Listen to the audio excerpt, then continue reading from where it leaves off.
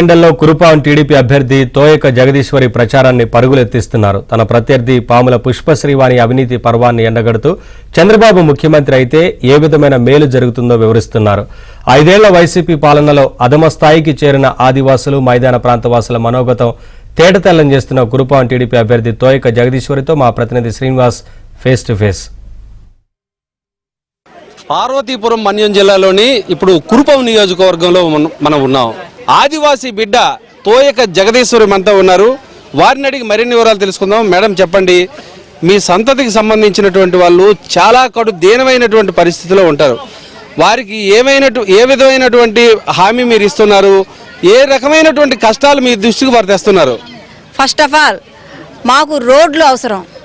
రోడ్లు, నీరు తాగడానికి నీరుకి ఇప్పుడు చాలా రకాలుగా ఇబ్బందులు పడి చిన్న బావి తీసి ఆ బావిలో నీరు తాగుతున్నారు.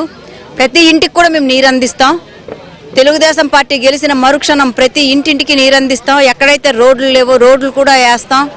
దాని తర్వాత వైద్యం కోసం చాలా రకాలుగా ఇబ్బందులు పడి మలేరియా వచ్చిన ఈ గవర్నమెంట్ హాస్పిటల్లో ఈ వైసీపీ పాలనలో ఏవి కూడా అందలేని పరిస్థితుల్లో అందరూ మరణించడం జరుగుతుంది.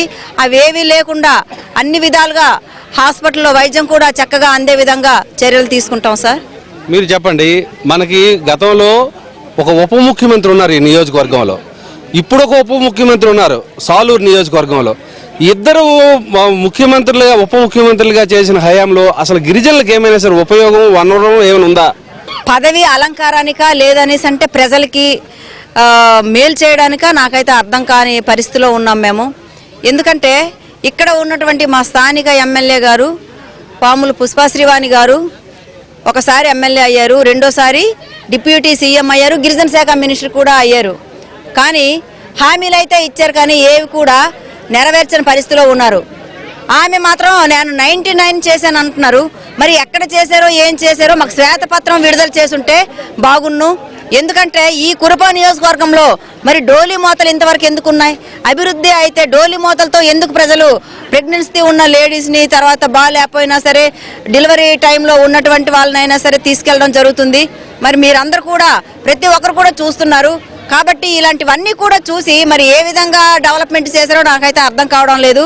కొబ్బరికాయల మంత్రిగా మాత్రం మిగిలారు. ఈ లాస్ట్ టైంలో కొబ్బరికాయలు కొట్టారు, అవి అవ్వని తెలుసు కానీ కొట్టి ఎక్కడక్కడ కొబ్బరికాయలు కొట్టి ఆఫ్ చేయడం జరిగింది. అంటే ప్రజలకు మభ్య పెట్టారు. ప్రజలైతే నమ్మే పరిస్థితిలో లేరు.